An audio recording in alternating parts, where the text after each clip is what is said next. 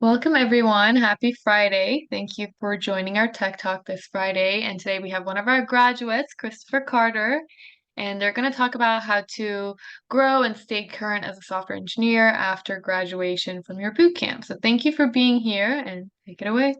All right. Yes, thank you everyone for coming. This is a topic that's kind of exciting to me because it feels very relevant. So yeah, let's dive right in. All right. So a little bit about where I'm coming from. I graduated from Tech Academy with an internship at Prosper IT in 2016, and I started my first contract position at Intel that year, which was a great experience. I got to create a greenfield project from scratch, and I worked with really smart people, which is the most important thing. I found. My next contract was in 2018, also great experience this time at US Bank. And I converted to full-time there the next year. And since 2021, I've been a senior software engineer at Concora Credit. And through most of that time, I've worked in the Microsoft tech stack. So you'll find that most of my comments today will be very .NET centric. But the same principles will apply to pretty much any mainstream software engineering that you do. So for the first few years after graduation, I was happy to take the excellent knowledge base that I acquired at the Tech Academy and use it to do more and more things, which was really exhilarating. I mean, the first time you take data out of a database and use it to programmatically construct an Excel spreadsheet out of thin air and then put it on a web page and download it with a click and it works. That is so cool. But I realized that you can't just keep using the same tool set that you got in training. There are new languages and new versions of those languages that are continually appearing. There are new frameworks within those languages and new ways of doing things. But that, of course, is what makes IT exciting to be in. It's always getting better and moving forward, and it's always getting bigger around the edges too.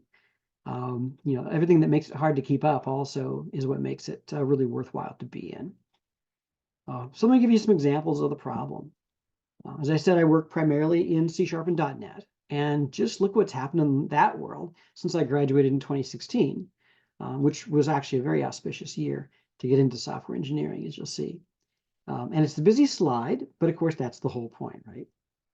So when I graduated in 2016, we were on C# 6, which had introduced string interpolation, auto property initializers, two really important features. And I learned to use those just as a matter of course at Prosper IT, just like they had been around forever. But as it turns out, we were really up to date with the latest language features. But then the next year after I graduated, C# 7 came out with spans and out variables and pattern matching. And then 2 years later, C# 8 came out. And then every year since then, a new version of C# with really relevant and important features has come out. C# 12 came out just last November. And on the .NET side, Xamarin, .NET Core, and ASP.NET Core, and Azure Functions, those all came out in 2016. So clearly it was the year to be getting into IT. But 2 years later, Blazor, which is a really important improvement where you can run code natively in the browser without using JavaScript.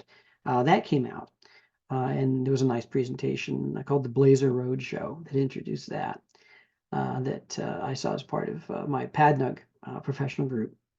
And then 2021, .NET MAUI came out, which kind of superseded Xamarin for multi-platform development. And last November, .NET 8 just came out. So every year, stuff's happening. To look, taking a deeper dive, one of the common frameworks that we use in .NET is called Entity Framework, and that's what gives our applications an easy way to interact with a relational database. And just look what's been going on with this tool since I graduated. In 2016, it underwent a complete rewrite to become EF Core, which continues to live alongside classic EF6. And then ever since then, every year, sometimes twice a year, there have been new versions that have come out, including just end of last year, EF Core 8, that has two exciting features, value objects using complex types and primitive collections that I haven't even gotten a chance to try yet. In the JavaScript world, it's had its own revolutions over the past decade. Again, 2016, notice the appearance of the iconic Angular 2.0. So there you are. You've graduated from the Tech Academy with a full set of skills that you can use to go out and start writing the code that makes the world go around. I've gotten to write code that helps Intel do its manufacturing. I've gotten to, write code that signs people up for credit card accounts and all sorts of things. Very fun. And at the end of 6 months, you'll be over your imposter syndrome, feeling comfortable as a developer, and you'll spend the next couple years expanding what you can do with that knowledge. But soon, you're going to notice that IT is such a dynamic field that, like Alice here, if you don't keep moving, you're going to fall behind. There are new technologies, there are new techniques that people are using, and there are new trends that you've got to stay on top of. But in addition, there's also a lot of backfilling of foundational computer science to be done. And Regina and I were kind of actually talking about this. And all of it makes the code more interesting and helps us to be better engineers. It's like the Matrix, when Neo was finally able to see the code streaming down behind all the surfaces and see what really makes it tick. Or to take a more mundane example, it's like how after I learned how to diagram sentences, I never looked at commas the same way. It's not just that, oh yeah, that sounds better with a comma there. It's like, right, subordinate clause should be offset by a comma. It gives you a really structured way to think about it. And so let's take a look at some strategies for doing that. And let's see here. All right, well, there's an awful lot of fascinating foundational stuff to learn in computer science, like design patterns, algorithms, operating system design. Even if you're not designing operating systems, knowing how they work under the covers really helps. Database design, same story. The implementation details of language. You should know a little bit about networking, even if you don't, work specifically in networking. Something about cryptography, and hopefully more than a little something about security. So how do you do that? Well, first of all, do side projects. Always keep coding. You can read about something, but it's not really going to stick until you actually use it. Also, be curious about code. Talk about code. Be a geek. By sharing ideas and insights and little tidbits of knowledge with your colleagues, you can learn quite a bit. Of course, there are a lot of blogs and websites, YouTube channels where you can get this information, and of course, formal learning platforms and online courses. So here's an example of a side project that I wrote when I was reading about data structures. I actually implemented a doubly linked list and a binary search tree and a B tree. You can read about it, like I say, but you don't really get it until you've done it. It's important to be curious about code, like I say. For example, an array is a fixed size of values that's stored as a fixed contiguous block of memory. But a list grows as you add and remove values. Well, how do you suppose they do that, right? Well, if you hover over an example of list in Visual Studio with ReSharper and you hit F12, it'll actually bring up the Microsoft code for a list. And look here, internally, it actually does store the data in an array of T, which is a generic description of whatever type of things you want to put in your list. And furthermore, if you instantiate that list in the usual way as new list, it will start with an array of 0 capacity to hold anything, this empty array object. So again, how do they do that resize thing? If you call add right here, and the size of the collection has exceeded the capacity of the array, it'll resize the array. Calls add with resize, which calls grow here. And you can see that from the initial capacity of 0, it'll jump to the default capacity, which is 4. And then after that, it doubles each time, and it sets the capacity as that new capacity. And then when capacity is reset, it actually does have to create an array, a new array of the larger size, and then it has to copy everything from the old array into the new array.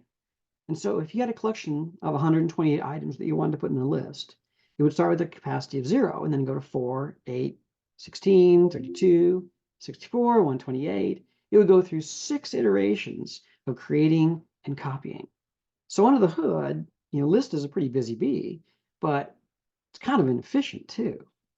But if you go back up to the top, you'll see that there's this second constructor where you can actually supply the capacity of the list if you know the upper bound of what you're going to need.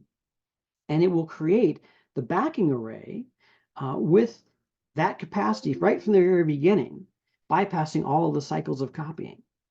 And so, knowing that, now you're a better software engineer and you can write more performant code. And a good software engineer also has a sense of how their coding choices affect their application's speed and memory use. And running benchmarks is another good example of being curious about code. One of the canonical tools that we have in .NET for that is benchmark.net. So you write a console application like this, you import the benchmark.net library, and you get this output right here. This is showing what the average speed is of each of these 2 methods, but it also can tell you about memory allocation, the code size, and what's going on with threads. There are a lot of good websites that can be good sources of knowledge. We usually think of Stack Overflow here as just being a source of code that we can cut and paste into our application. It's somewhat denigrated for that, although we actually all use it. But it actually has some really thoughtful content on academic topics as well, like this, or this, which is an actual search that I did while making this talk. Remember I said earlier that C# stores arrays as a contiguous block of memory, and I thought I should double check that, so I wasn't telling you wrong. And I found this really nice in-depth treatment of the question right here. So it actually shows you how it's represented in the disassembler and shows the actual representation of the array in code 0, 1, 2, 3, 4. So that's kind of fun. C# Corner, another popular website, has a variety of content that goes from the practical to the foundational, like benchmarking here. But if you want to go hardcore academic, MIT publishes actual courses on this site, OpenCourseWare. And YouTube has excellent content. And depending on your learning style, I actually really like the YouTube channels. This is one of my favorites. I particularly like Jamie King. He's really entertaining, but he also has a really academic, rigorous approach, which makes sense because he's a college professor. And here he's going through step by step what happens when you invoke thread locking on a multi-threaded application. Nick Chapsis, also a really popular channel, a favorite of one of my very smart colleagues, and as she's smarter than I am, carries a lot of weight. Nick's videos do have these provocative titles like "You're doing this all wrong," but as you can see here, he does go on to explain why in a rigorous scientific way, complete with benchmarks. In fact, this output should look kind of familiar. There's benchmark.net. And so I forgive him his dramatic packaging. .NET is the official YouTube channel for .NET. It has a variety of content, including some very technical deep dives like this. Just wanted to point out this gentleman on the top, Scott Hanselman, because he's a bit of a local celebrity. Not only is he super smart and a great speaker, but he also lives right here in Portland, because Portland's a cool place. And finally, how can we talk about computer science without talking about the formal learning platforms like Pluralsight? This is what you get if you search for algorithms, for example. And there are good platforms out there, and I'll talk about those in part 2. And here's part 2. All right, so now you're up to speed with your computer science fundamentals, but you still need to keep up with all these changes. I've talked about new technologies in some detail already, but techniques and practices also evolve, often as features become available. Generics and lambda notation are relatively new language features that have really changed the way that we write code. Asynchronous programming is becoming more and more pervasive all the time. File level namespaces, relatively recent addition to the language that is becoming more and more popular. And of course, cloud-based computing is getting bigger all the time. And with it, new practices like serverless functions and new design patterns like circuit breaker, which will mediate the communication between two remote APIs. And if that communication breaks down, it'll tell everyone to cool their jets for a little bit and then retry. The API design itself, we start out with good old SOAP of 15 years ago, but then REST became much more popular. And more recently, RPC and GraphQL have become popular alternatives to REST. So all of these new techniques coming down the pike all the time. And finally, I've come to the conclusion that it's important to keep up with trends, even though I kind of scoff at trends, but it is important. And why? Because most of the technologies that are big enough that you're going to hear about them are good. And what really determines their success is their adoption. Developers, for whatever reasons, will congregate to certain technologies. And then employers will base their technology choices, at least in part, on what expertise is available in the developer pool. I mean, you don't want to adopt something and then just have a terrible time finding people that have any experience on that really obscure technology. So adoption and popularity actually kind of is important. But you may ask yourself why, and besides the fact that you want a job, do you really care about what enterprise is doing? And the answer is that because in software engineering, the cutting edge is actually not in the academic world, with important exceptions like cryptography. But the most interesting developments seem to come out of enterprise because enterprise has the large real world problems like how do you handle a million hits a second? Um, how do you search through a huge amount of data in real time as somebody is typing into a search box?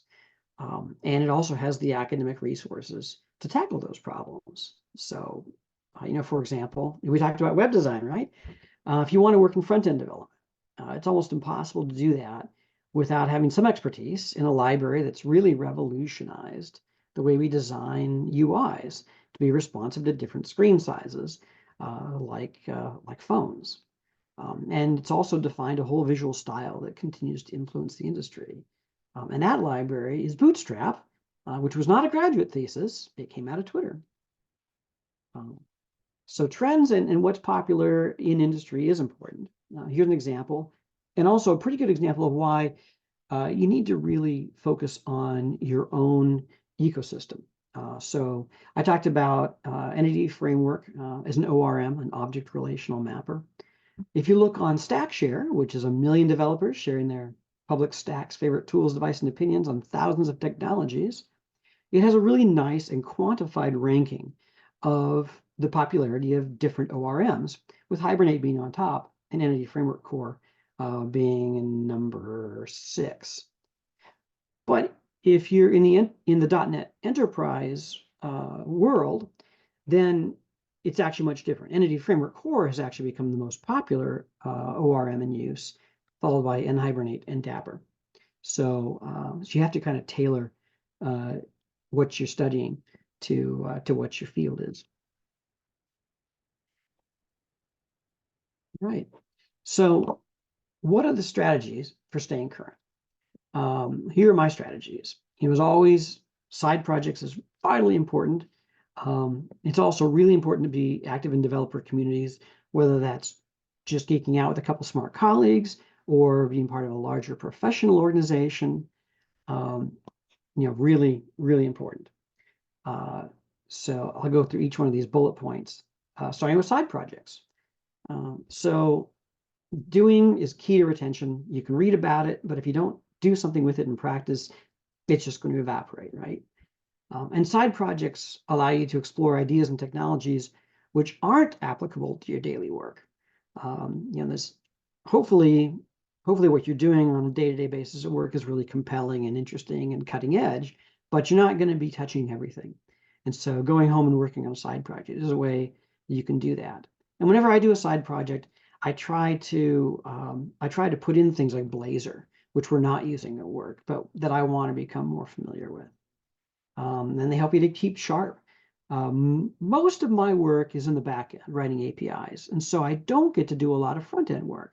So I like to do side projects on websites where I can make pretty looking front ends because otherwise I'm going to get pretty rusty on that, as I have found.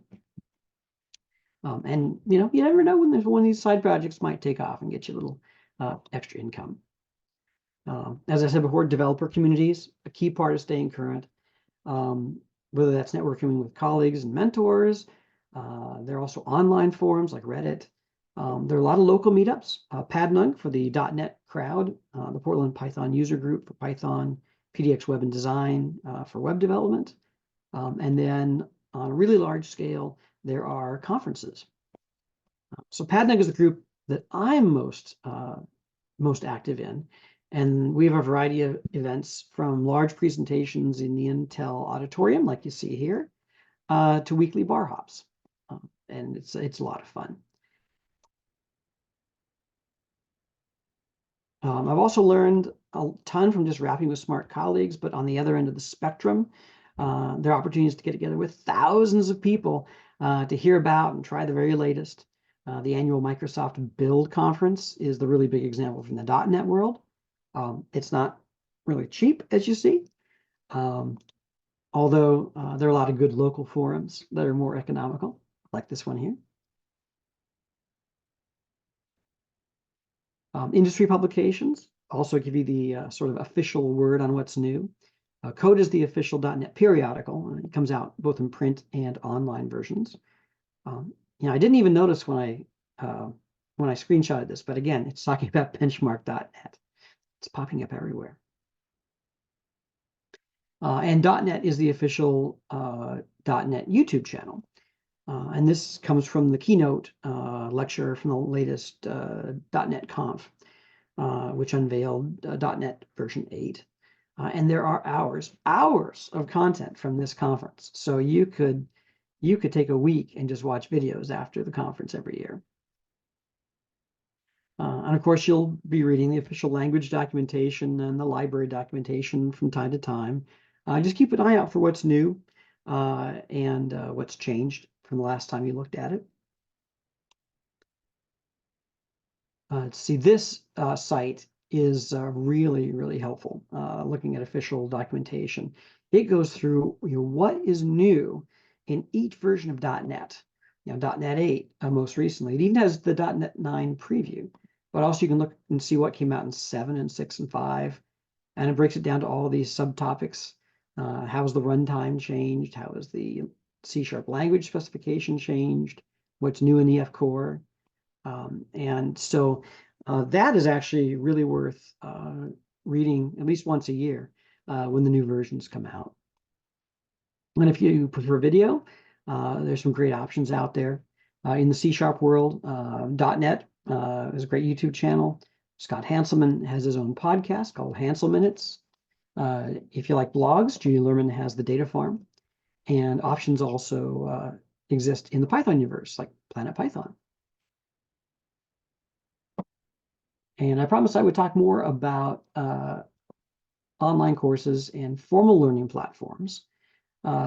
These are some popular choices that are roughly listed in order of cost.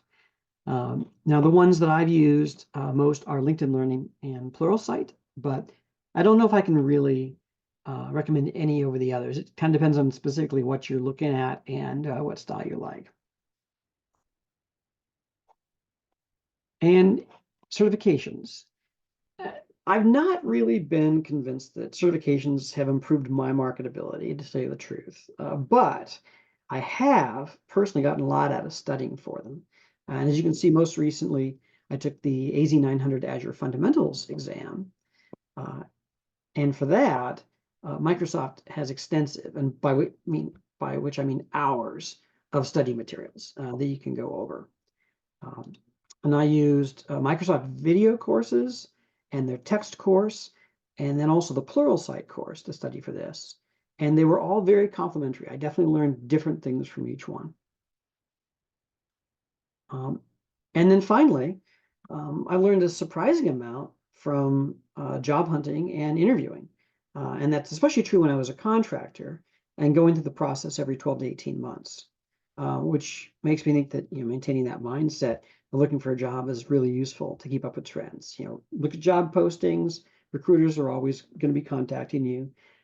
See what new technologies are on the list of things that they're looking for, new skills, and then research those technologies. Write a demonstrator project. Remember, when I was interviewing for one position, they were using Dapper to interact with databases. And that's something that I'd heard of but never used. And so I wrote a whole little demonstrator that used Dapper to do little interactions with the database. And so now I know Dapper, right? Kind of fun. And interviewing is really fun too. A lot of the things that you're asked are really insightful and are um, really thought provoking. And so it's really fun to go home and figure out what the answers are for the next time you get asked, and you get better every time. So every interview you feel a little bit more competent. Um, and so those are some of the ways that I go about staying current. And there we are. Which, well, it's kind of early. I usually am struggling to get through this on time, and wish we had more time for a discussion afterwards. So this time, we have time for discussion afterwards. There's a first time for everything, I right? know. I feel like I've That's, shortchanged you. I only used like half of my time, but but yeah, let's we can wrap for the remaining time. no, yeah, all good. So we'll open it up to questions. Please let us know. And you can also unmute your mic if you'd like to ask a question. Um, I got a question, Chris. So, uh, since some of the students are currently in the boot camp, how can they basically use what you went over in class today into and implement that into what they're studying on the boot camp currently? I know that they need to learn the basic at first, that's very important, but how can they basically plan to start doing this after knowing the basics? Yeah, good question. Yeah, I was really impressed with the Tech Academy when I went through. I thought that obviously it's really geared towards practical knowledge mostly, but it started off with a lot of foundational knowledge. I mean, we learned about what's actually going on in the electronics of the computer, and how do databases work. One of the things that really stands out is one of the modules was required us to describe what's happening with garbage collection, which is really pretty technical computer sciencey kind of stuff. But I was asked about garbage collection in interviews, so it was really great. So I think you're already getting a really good blend of foundational computer science and practical knowledge in the course. And when I did it, I rushed through pretty quick. I would come on in and sit down, and I wouldn't get up for 10 hours. And I did that every day, 5 days a week. And so I think I was going about as fast as I could during the course. I probably didn't have much time for side projects then, but once you get out and you start looking for jobs, I would say um, you know look through the postings and just sit down in front of your computer and write little demonstrator uh, applications for each of those technologies that you see. Then you can go and you can say, oh yeah, I've written something in Dapper. I've written something with Entity Framework. I've written something in Golang. I've done Ajax calls in JavaScript, and that's true because you've done it at home. So, like I say, I don't know that I would do much different when I was going through the course because it was a really well-designed course. But yeah, as you transition to the job hunting phase, just write a lot of stuff. Got it. Thank you. And then it looks like we have a question from Robert, so you can go ahead with your question, Robert. Yes, Chris, thank you for doing this today. Yeah. I'm also a .NET developer, C Sharp and Blazor. I'm starting to learn that, so I'm using that. My main concern is I'm older. I've been trying to break into this field for 3 years. I had one sort of job. It ended up being another glorified boot camp, basically, is what it was. Hmm. And the training wasn't good. So it didn't work out. So I've been trying to break into again. I'm in a smaller community, so I'm not in a city-sized place like Portland. And there isn't a lot around here. What I've discovered is that it seems like they don't want to hire any junior developers remotely, and that's really what I need. Do you have any suggestions on what I could do with that? I have started kind of a freelance business. Hmm. Um, I was offering a couple people free, services just to get going, but I'm kind of at a loss here. I've tried everything. I've resume, I rewrote that. I've tried to network on LinkedIn, and just nothing seems to be working for me. Yeah, it can be really hard getting that first junior position. I like the fact that you've done a little bit of freelancing. I did that too. Mhm. Um, it was kind of weird. I had a really successful first contract at Intel. In fact, they extended me out to the maximum 18 months that they do. But then my contract expired in December, and the holidays and the first few months of the year are notoriously slow for hiring. And I did Right. spend a few months looking for that next contract. And in the meantime, I actually started my own company, got a client, and wrote some commercial software, basically an e-store. And so then moving forward, I could say that yeah, I've written a commercial an e-commerce store with credit card processing. I did it in React, um, and you can say those things and they're true. So that's really valuable experience. If you're doing side projects anyway, make a business out of it. And even Right. if it's not lucrative, it's really valuable, real world commercial experience now. Right. Um, yeah, what other thought that I have? Fortunately, there is more remote work now, but I trust that it may be harder for junior devs. Yes. Yeah. Um, my own experience was that I started out as a contractor, and there were a lot of things I really liked about contracting. Um, I think it's a lot easier to get hired as a contractor than full time for one thing, but also it allowed me to jump from contract to contract to contract and learn a lot of different things and get exposed to a lot of Mhm. different um, environments and companies in a relatively short period of time. And I think I learned much faster than I would have if I had just started at a company and stayed there. So I'm actually a real fan of contracting, especially early on in your career. Okay. All Um, right. Thank you. yeah. Great. Any other questions? Also, I shared the link to where the recording will be posted. It will either be posted later today or tomorrow.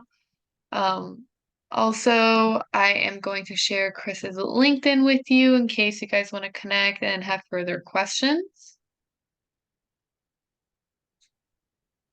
Oops, give me a second.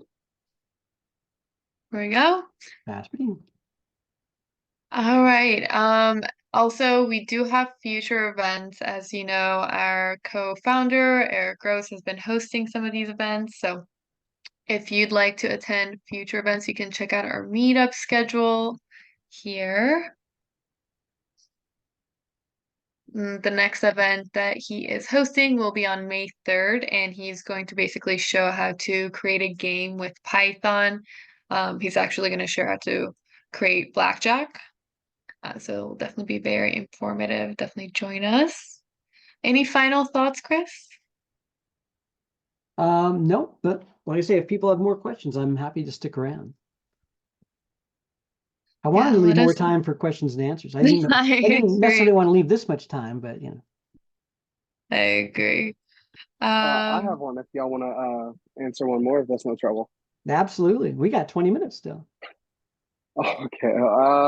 Trying to make it the most complicated way I could word it then.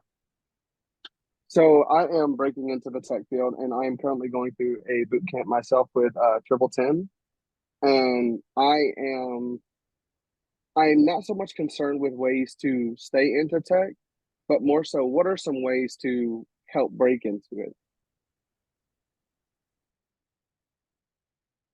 Yeah, that's the tough part. I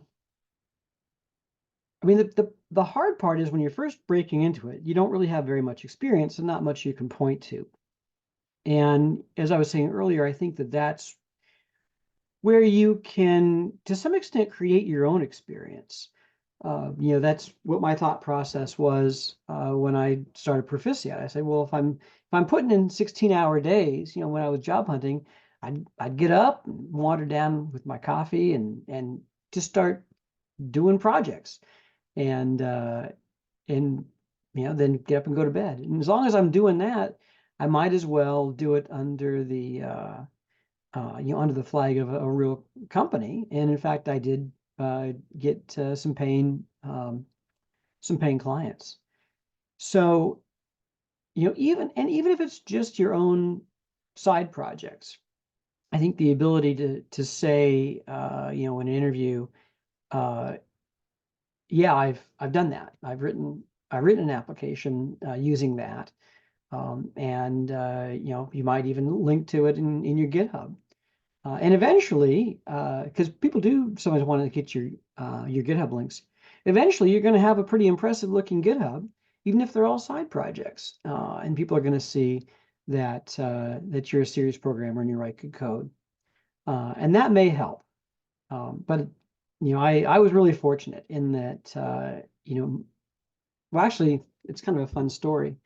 Uh, so one of the tech talks during my boot camp was a recruiter who was talking about, what should you do?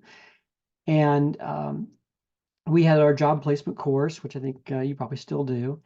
And I did all of the steps that Eric told me to do in the job placement course. I'd been writing resumes for a long time, but the example of the resume that he gave was really good. And when I applied that format to my own, like, yeah, that really it makes it click. And one of the things that you were supposed to do as part of the job placement course was, contact a recruiter. And so I contacted the recruiter that had spoken during the tech talk, and they were just really good. Um, and so I had actually signed up for an extra course in ASP.NET following my regular Tech Academy coursework. And about halfway through that, she got me hooked up with this contract at Intel. So, my first experience was just super easy and very fortuitous that I just, followed the steps and it worked out great. My second one, like I said, was months of trying to move on to the next thing, despite having coming out of Intel, which was surprising to me. But yeah, I would say create your own resume, create your own expertise, and put it out there on GitHub so you can point to it and say, yeah, I've done all these things, and you can see the quality of my code.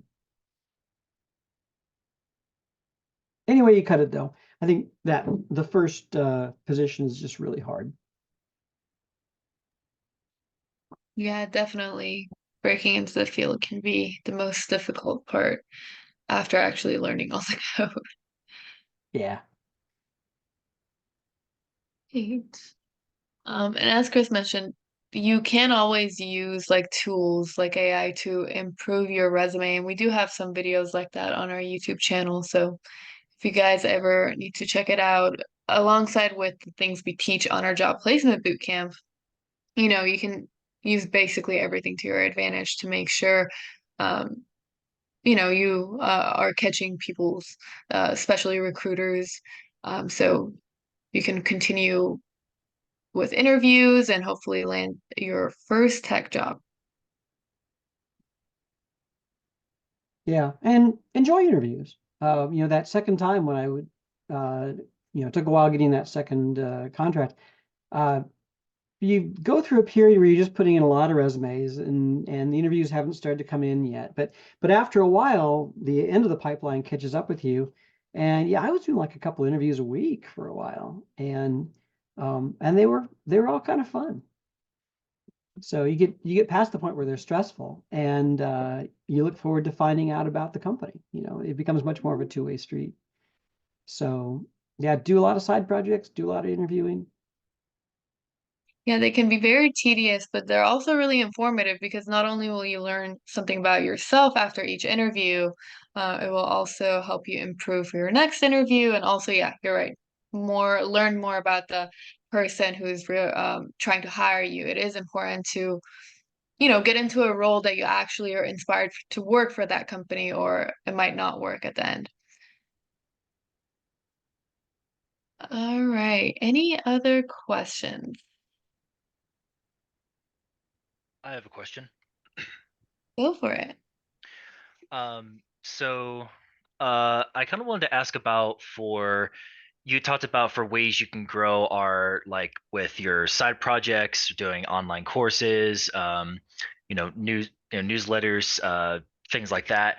Um, Sometimes I find myself wondering if I'm working on something, if I'm really going to be efficient with it, or if it's really going to improve me. I guess I was wondering when it comes to stuff like that, can you ensure that you are being efficient and you are growing with your self training and not spinning your wheels and wasting time? Yeah. It's probably important to start by identifying what you want to study. So that's where, looking at job postings and saying, what do people want? What stacks are out there?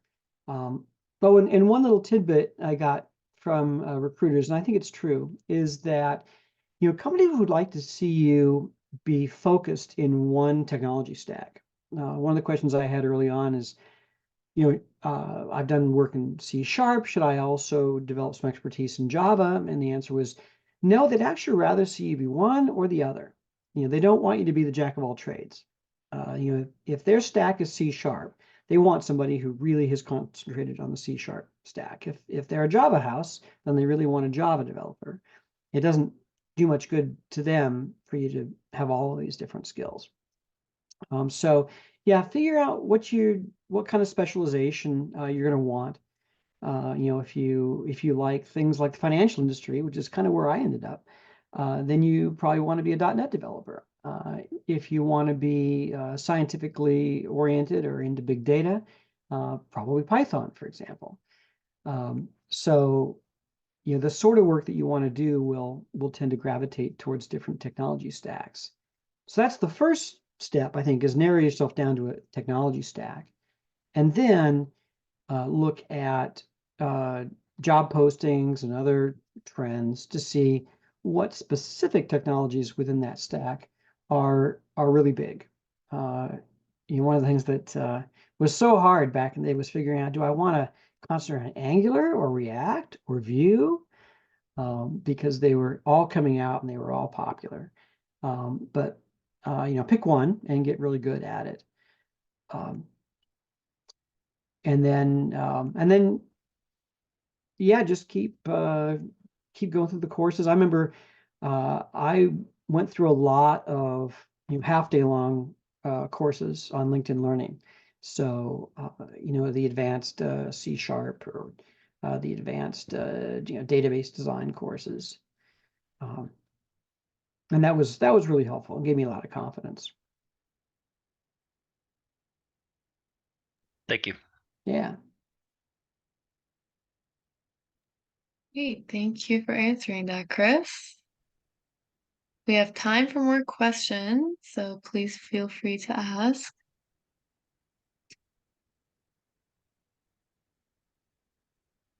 So what's the current distribution of people doing full stack or back end or front end work at Tech Academy these days? It's kind of all across the board, but most of our students are going with the software developer bootcamp, which covers both front end and back end. It's kind of the most popular bootcamp since it covers a lot more, and you can do a lot more with it, especially in the job market where you need a lot of skills to get in and stand out. Most people do go with that one. So it's definitely our popular boot camp for sure. And that's Okay, that's kind of similar to what you went over when you graduated. It very kind of much. covers the same topics pretty much. Yeah, I've really enjoyed being a full stack developer. I think that the the back end work, which is mostly what I do, is really intellectually challenging, but it's really refreshing to then move on to some front end work and just make something pretty, you know. So it's nice. It's nice to have that variety. Yes, definitely. And a lot of people go with that boot camp and they either become like a front end developer or like yourself a back end developer. Um, so it kind of has that versatility for sure. Yeah, I agree. Any other questions? I also, like I said, shared Chris's LinkedIn in the chat. So in case anything comes up later, feel free to email him, or you can direct your questions to me and I can get it to Chris, whichever works better for you.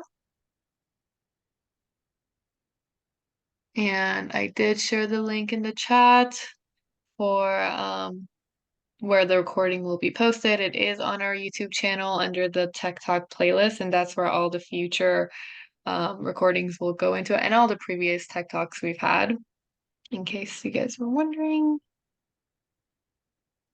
All right, any final questions before we end the meeting? All right. Well, thank you so much, Chris. I really appreciate it. Well, thanks everyone for As coming. Yeah, as always, you are a great presenter and you have a lot of information that you share that are very, very, very informative for all of our graduates. And we Yeah, appreciate you. So thank you. And I hope everyone enjoyed today's presentation. And I hope to see you guys in the next event. And we'll see you also, then. happy Friday. Hope you guys have a good weekend. That's right.